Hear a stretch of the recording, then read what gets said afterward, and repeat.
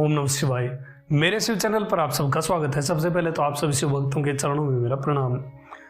वागीश चरित्र के छठे भाग में हम प्रवेश कर रहे हैं। जब ज्ञान संबंध मदुरई चले गए और इधर वागीश अकेले रह गए तो वो शिव क्षेत्र में भ्रमण करते हुए भगवान शिव की स्तुतियां गाने लग गए।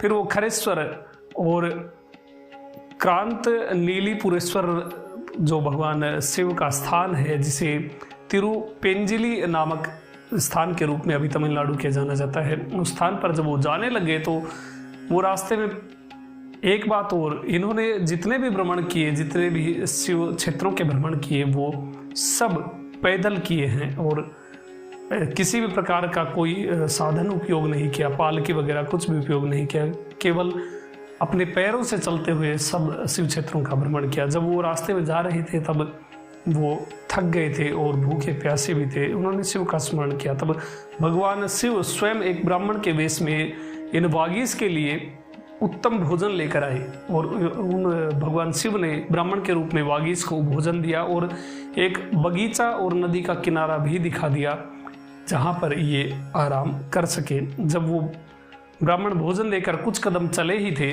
तो अंतर्ध्यान हो गए। वागीश समझ गए कि साक्षात प्रभु हमारे स्वामी भगवान शिव ही थे।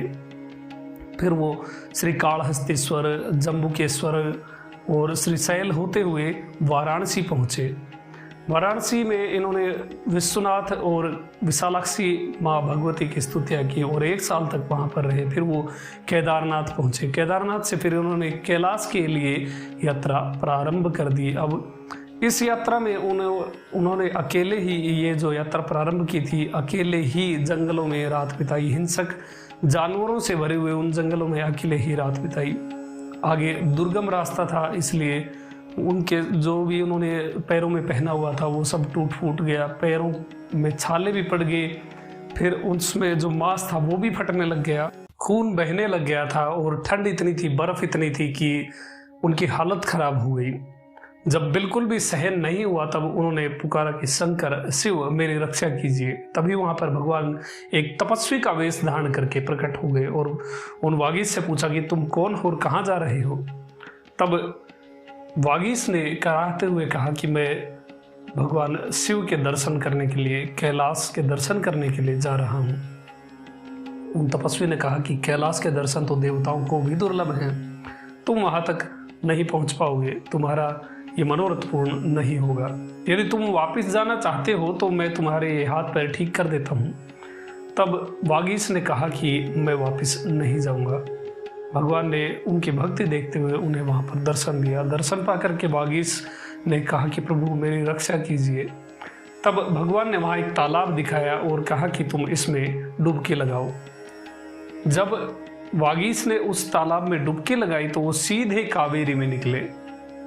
कावेरी में वो पंच नदीश्वर नामक स्थान पर निकले, जिसे तमिलनाडु के तिरुवैयारू नामक स्थान के रूप में जाना जाता है। ये जब मंदिर की ओर दौड़े तो इन्हें श्रृंखलाओं के ऊपर श्रृंखला, पर्वतों के ऊपर पर्वत दिखे, हिमालय दिखा और फिर दिखा महान कैलाश पर्वत, जहाँ पर सिद्ध, गंधर्व, महात्मा, चारण, शिवगण और मुनि उपस्थित थे। फिर इन्हें उस कैलाश पर नंदी, भृंगी और प्रमथगण, महाकाल, वीरभद्र वगैरह सब गण वहाँ पर उपस्थित दिखे। यहाँ पर एक बहुत उत्तम, एक ऐसा देवलोक के लिए भी दुर्लभ उद्यान दिखा, जिसे 8 दिग्गज संभाले हुए थे।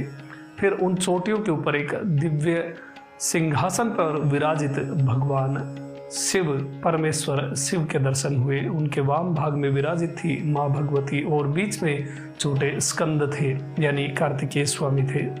ये सोमा स्कंद दर्शन उनको वहां पर हुआ। भगवान का चतुर्भुज रूप था। भगवान ने अपनी जटाओं को कपाल माला से बांध रखा था। उनका वस्त्र था बाघ का चर्म और आभूषण थे सर्प। कृपा कटाक्ष करने वाली उस दिव्य मूर्ति का, भगवान के उस दिव्य विग्रह का इनको दर्शन हुआ। ये इतने प्रसन्न हुए कि नाचने कूदने लग गए। भगवान के उस आनंद देने वाले विग्रह का दर्शन करके रोने लग गए और खुशी से आंसू बहाते हुए नाचने लग गए।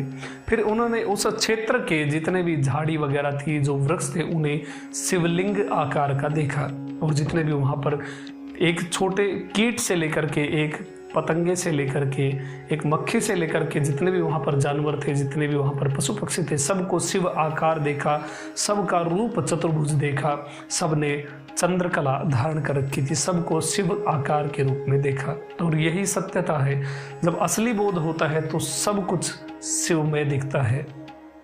वो इतने प्रसन्न हुए कि उनके आंसू ही नहीं थम रहे थे। इस तरह से भगवान उन्हें दिव्य दर्शन देकर के अंतर ध्यान हुए। फिर वो शिव आज्ञा से मधुरा या मधुरई पहुँचे, जहाँ पर उन्होंने भगवान सुंदरेश्वर और माँ भगवती मीनाक्षी देवी की स्तुति की।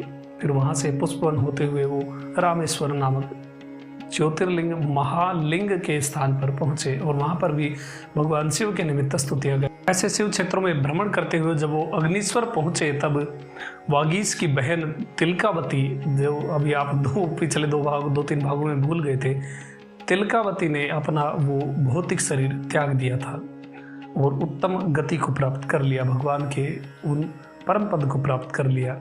जब वागीश को इस बात का पता चला तो वो बहुत दुखी हुए।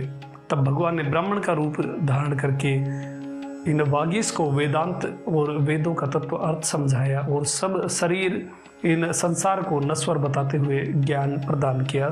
सोचिए, जिनके टीचर स्वयं परमेश्वर भगवान शिव हो, जिनको समझाने वाले, जिनके गुरु भगवान शिव हैं, उन्हें किस प्रकार का विषाद होगा। जब भगवान ने उन्हें समझाया तो वो अणिमा आदि सिद्धियों को तुच्छ समझने लग गए, तिनके के समान समझने लग गए थे। अब समय आ गया था वागीश की मुक्ति का, इसलिए देवताओं ने उसकी परीक्षा करने की सोची। जिस रास्ते पर वो जा रहे थे वहाँ पर उन्होंने बहुमूल्य रत्न बिखेर दिए, हीरे मोती, बहुत सारा धन वगैरह सब बिखेर दिया। सिद्धियाँ वहाँ पर उपस्थित थी, किंतु सबको वो कचरे के समान देख रहा था। सबको व्यर्थ की वस्तुएं समझते हुए वो हटाते हुए, रास्ते से हटाते हुए, जिस प्रकार से घास फूस को हटाया जाता है उसी प्रकार से वागीश उन वस्तुओं को हटा करके आगे बढ़ रहे थे। फिर देवताओं ने अप्सराओं को भेजा। वो अप्सराएं इन वागीश को या अप्पर को गले लगाना चाहती थी, किंतु अप्पर इन्हें एक सड़ा हुआ शव या एक केवल डेड बॉडी ही समझ रहे थे। वो बिल्कुल भी इन्हें ना देख करके इनकी उपेक्षा कर रहे थे और अपने मार्ग पर बढ़ते हुए जा रहे थे। सबके देखते देखते वहाँ एक भव्य, एक अद्भुत लिंग का उद्भव हुआ और उस लिंग से आकाशवाणी हुई कि खुरपी वाले वागीश लिंग में आ जा। अब वागीश या अप्पर ने वहाँ उस दिव्य शिवलिंग को प्रणाम किया, उसकी परिक्रमा की और उस लिंग में सदेह, उसी शरीर के साथ प्रवेश कर लिया और सदेह सायुज्य प्राप्त कर लिया। उस महालिंग, उस दिव्य महालिंग शिवलिंग में आज भी वागीश के खुरपी के चिन्ह मौजूद। इस स्थान को अभी तमिलनाडु के तिरुपुगलूर के नाम से जाना जाता है, जहाँ पर ये दिव्य शिवलिंग विराजित है। यदि कभी आपको मौका मिले, कभी चांस मिले तो इस दिव्य क्षेत्र में अवश्य जाएं और इस दिव्य शिवलिंग का दर्शन करें। महर्षि अगस्त्य जी इन वागीश चरित्र के विषय में बताते हैं कि जो कोई भी वागीश का चरित्र पढ़ता या सुनता है उसे केवल्य या मुक्ति अवश्य प्राप्त होती है। इसलिए सदैव भगवान के भक्तों का स्मरण करते रहिए, भगवान का नाम जप करते रहिए। कथा कैसी लगी आप कमेंट में बता सकते हैं। आपका दिन शुभ हो। अभी तक के लिए इतना ही। ओम नमः शिवाय।